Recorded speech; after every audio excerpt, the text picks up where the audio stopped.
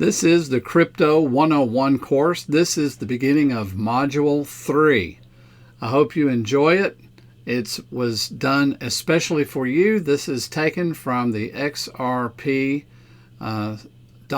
site, and it's not copyrighted, but I just converted it into video format so that you could have these at your convenience. I hope you enjoy it. Let's go ahead and get started. This next module has 3 lessons. Lesson 7, Introduction to Decentralized Finance. Lesson 8, Trending Topics, Tokenization and NFTs. And last but not least, Lesson number 9, Trending Topics, Gaming. Here's Lesson 7, Introduction to Decentralized Finance, DeFi. Welcome to the world of decentralized finance, often known as DeFi. It's all about making peer-to-peer trading scale in ways we've never seen before. So, what exactly is decentralized finance, or DeFi for short? Well, DeFi is an umbrella term for various protocols and financial instruments that are built on distributed ledger technology, such as blockchain. These DeFi protocols aim to provide an open, decentralized infrastructure for financial applications. And, this infrastructure is designed to be accessible to anyone with an internet connection, regardless of location, identity, or wealth. Now, let's talk about the advantages of DeFi over centralized financial systems, often referred to as CeFi. DeFi has many advantages compared to centralized financial systems, including one of the key benefits is improved security and resilience. The decentralized infrastructure of DeFi enhances security and resilience, reducing vulnerabilities associated with centralization. DeFi eliminates fees comparable to those of traditional banks and financial institutions, making transactions more cost-effective. The decentralized nature of DeFi enhances transparency, fostering trust and accountability within the financial ecosystem. DeFi extends greater access to financial services, especially to unbanked individuals, creating a more inclusive financial landscape. What's been built in the DeFi space already? In the short time that DeFi protocols have been around, a great deal of progress has been made. Here are some of the most popular use cases and protocols in the space. DeFi lending and borrowing protocols. Anyone can borrow or lend digital assets using decentralized lending and borrowing protocols. You can connect to lenders and borrowers directly without having to provide funds or personal information to an intermediary. MakerDAO is one of the most popular protocols in this space. The protocol allows users to collateralize digital assets and then borrow against them. DeFi liquidity provisioning protocols.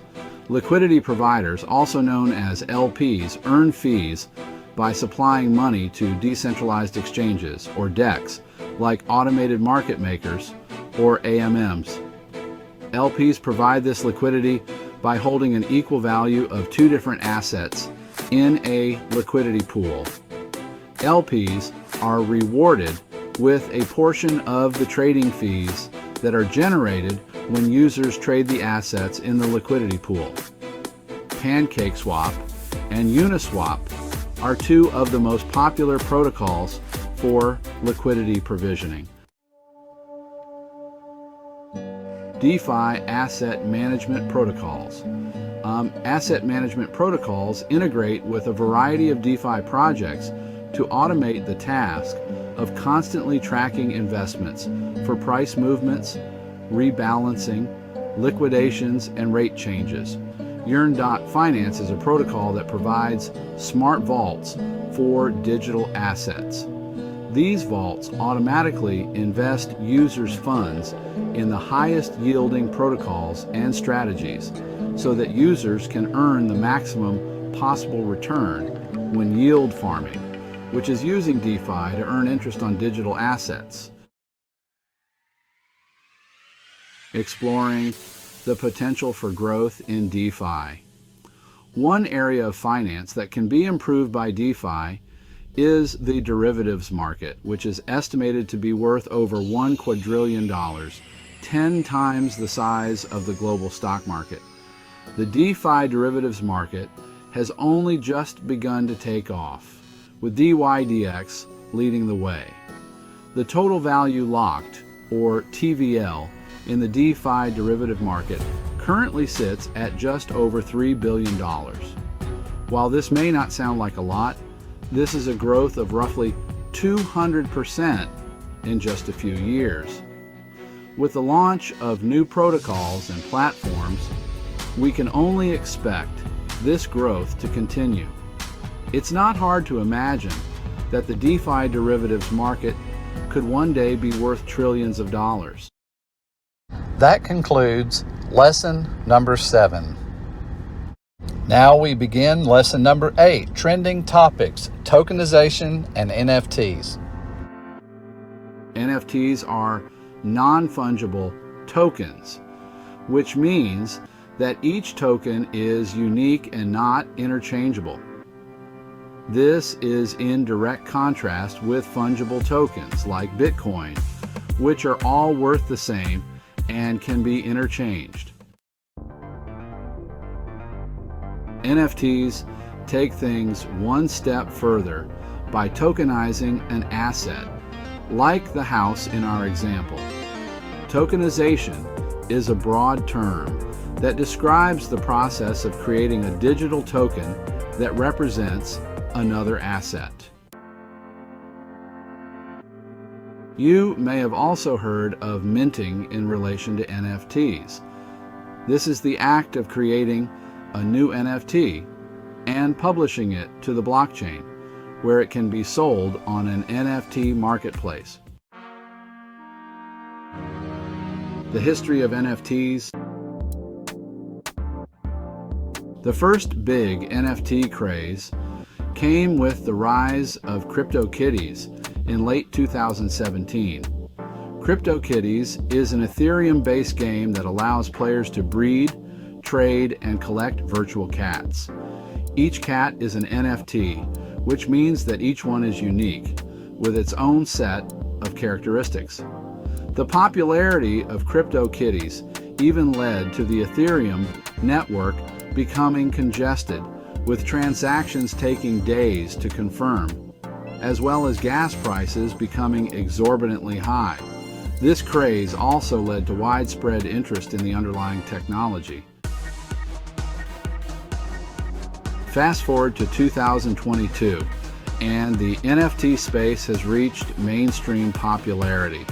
Celebrities are getting in on the action, major corporations are minting their own NFTs, and the prices of some assets have reached astronomical levels. Functional NFTs. Use cases. There's more to NFTs than just cool pieces of digital art. In fact, NFTs can be used for a variety of purposes beyond art and collectibles. Real estate. NFTs can be used to prove ownership, transfer deeds, fractionalize ownership, and make the buying and selling process more transparent. Identity verification. NFTs can be used as birth certificates, passports, driver's licenses, and more. This would help to reduce fraud and make it easier to verify someone's identity. Academic credentials. NFTs can be used to represent academic credentials like degrees and transcripts. In fact, it wouldn't be a surprise for paper certificates to become a thing of the past, especially as NFTs are immutable and easy to store. Receipts. NFTs can be used to show that you paid for something, giving a unique identifier for that payment. One example of this could be for carbon credits. Tokenized carbon credits can help prove that someone paid to support the environment and that no one is double dipping on that payment. That concludes lesson number 8. And finally, lesson number 9, trending topics, gaming. It's no secret that the gaming industry is a massive global market, worth an estimated $300 billion in 2022. But what you may not know is that blockchain and cryptography are changing the game. No pun intended. Blockchain enables a new level of transparency, trust, and decentralization in the gaming industry. And that's just the beginning. Below are 3 ways blockchain and crypto are changing the world of gaming. Play to earn. Let's say you're a gamer and you're pretty good at it. Wouldn't it be great to earn some money just by playing the games you love? With blockchain, that's now possible. This is known as play to earn, and it's a model that's being adopted by more and more gaming platforms. In a play to earn game, players can earn in-game tokens for completing tasks and goals. These tokens can then be used to buy in-game items, traded with other players, or even exchanged for other cryptocurrencies. This offers gamers a financial incentive to keep playing and progressing in the game. In-game assets, NFTs.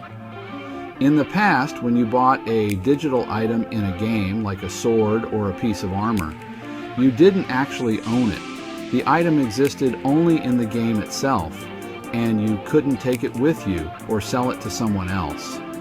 Now, in-game assets can be stored on the blockchain as non-fungible tokens, or NFTs. This means that they are unique, immutable, and can be traded or sold just like any other asset. Creator economy. Traditionally, the gaming industry has been dominated by a few large companies, but with blockchain, power is shifting to the creators, the people who actually invest their time and energy into making games. Using blockchain, game developers can create their own in-game currencies, raise funds through crowdfunding, and build entire economies around their games. This allows them to retain full ownership and build a strong community. It also creates a more level playing field, making it easier for small developers to compete with the big names in the industry. Axie Infinity. Axie Infinity sees players breeding, battling, and collecting fantasy creatures called Axies. As NFTs, these Axies can be traded, sold, or bred with other Axies to create new generations of creatures. Players can also earn SLP tokens, the native currency of Axie Infinity, for completing in-game tasks. These tokens can be used to buy in-game items or exchange for other cryptocurrencies. Forte. Forte is a blockchain platform that provides funding and infrastructure for game developers. The platform offers a number of services, including in-game currency creation, crowdfunding, and payment processing. So whether you have an idea or you're already deep in development, Forte can help you bring your game to life and help you tap into the growing world of blockchain gaming. CryptoKitties. CryptoKitties is one of the first and most popular blockchain games. As we mentioned in the previous lesson on NFTs, you could argue that it triggered the NFT craze. In CryptoKitties, players can breed, collect, and trade digital cats. These cats are stored as NFTs on the Ethereum blockchain, meaning they can be bought, sold, or traded just like any other asset. That concludes lesson number 9. Congratulations, you've completed the full course. And it goes without saying, you can rinse and repeat. Congratulations, you've finished Module 3. Now you've had all 9 lessons. You can watch these videos as many times as you want. As you'll notice, there are some links. One of the links is to a playlist where you can get all 3 lessons again. Maybe you can save that playlist so you can watch it over and over and over. And the other link is to another one of my videos. Hope you enjoyed it. Sorry that you had to hear my phone, but I'm not going to edit it out. Please like and subscribe. See you next video.